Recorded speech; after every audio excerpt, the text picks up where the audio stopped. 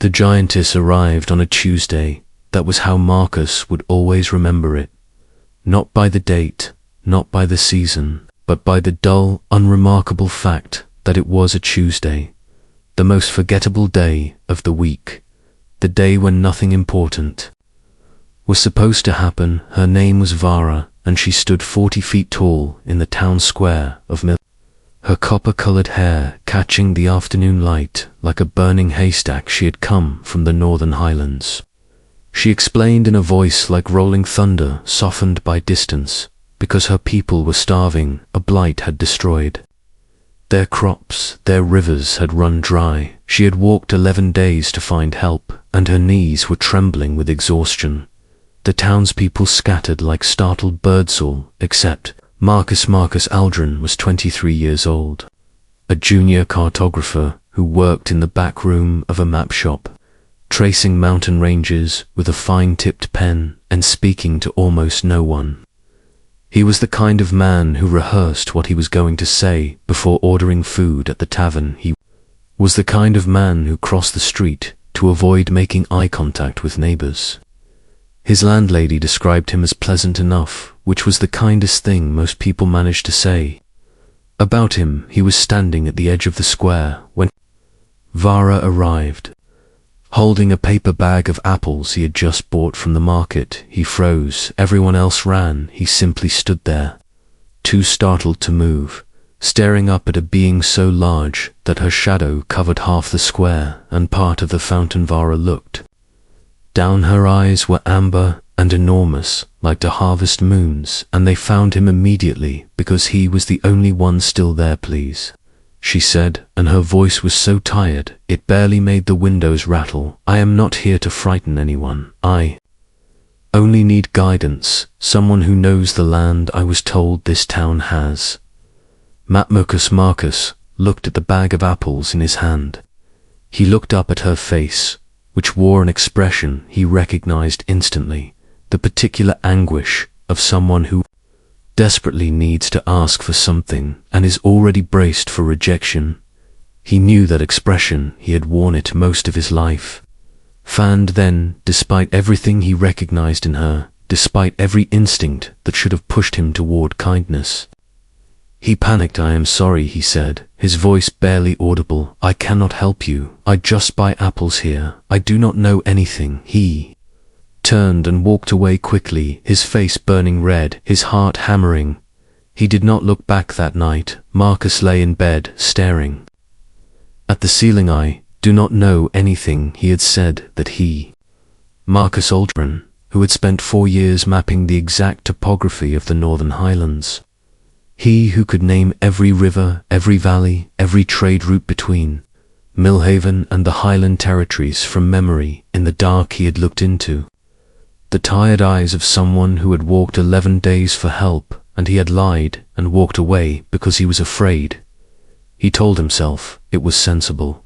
Giants were dangerous. He did not know her intentions. He was a shy, quiet man with no obligation to anyone. He told himself this until he fell asleep, and then he dreamed of harvest moons going dark one after the other. By Wednesday morning, Vara was gone. The town mayor, emboldened by her departure, made a speech in the square about how had wisely protected itself. A few merchants nodded. Someone made a joke. Life resumed its ordinary shape.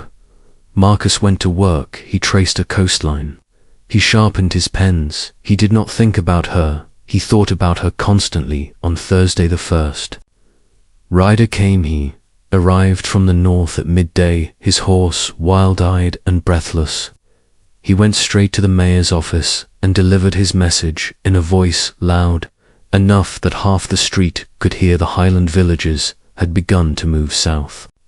Hundreds of Vara's people were migrating toward the lowlands, desperate and starving, with no map and no guide. Without direction, they were moving through the Aldenmere forest, which sat directly above the underground aqueduct system that fed water to 7 lowland towns, including Millhaven. Giants moving through that forest without knowing what lay beneath would collapse the stone caps over the water channels, not out of malice, out of ignorance. The mayor called an emergency council. Marcus sat in the back of the meeting room, and he felt the blood leave his face. He knew Aldenmere Forest. He had mapped it personally 2 years ago. He knew exactly where the aqueduct caps were weakest, exactly which paths were safe for heavy travel, exactly which routes a large group could take to bypass the forest entirely and still reach the lowlands in under 4 days. He had known all of this on Tuesday when Vara stood in the square and asked for guidance. He had said he did not know anything that evening. Marcus made a decision.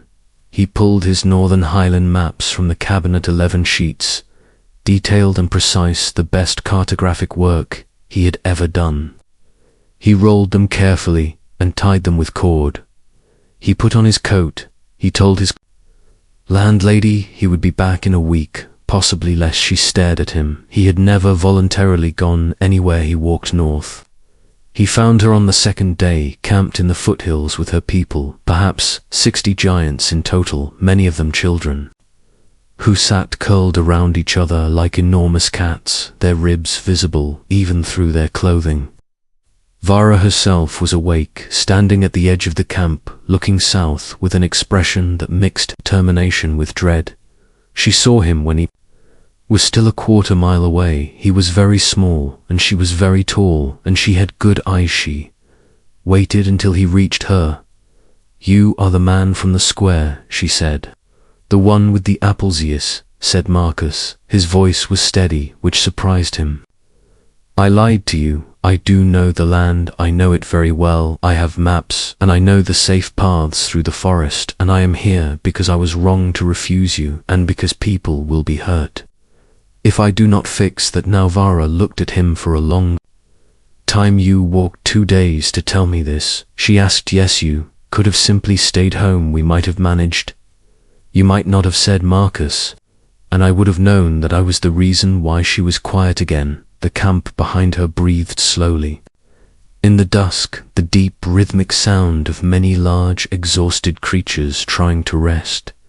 "Why did you refuse me?" she asked, not angry, just genuinely curious. Marcus had rehearsed several answers during his 2 days of walking. He abandoned all of them. Was frightened," he said, "not of you, of being seen, of being the person who stepped forward.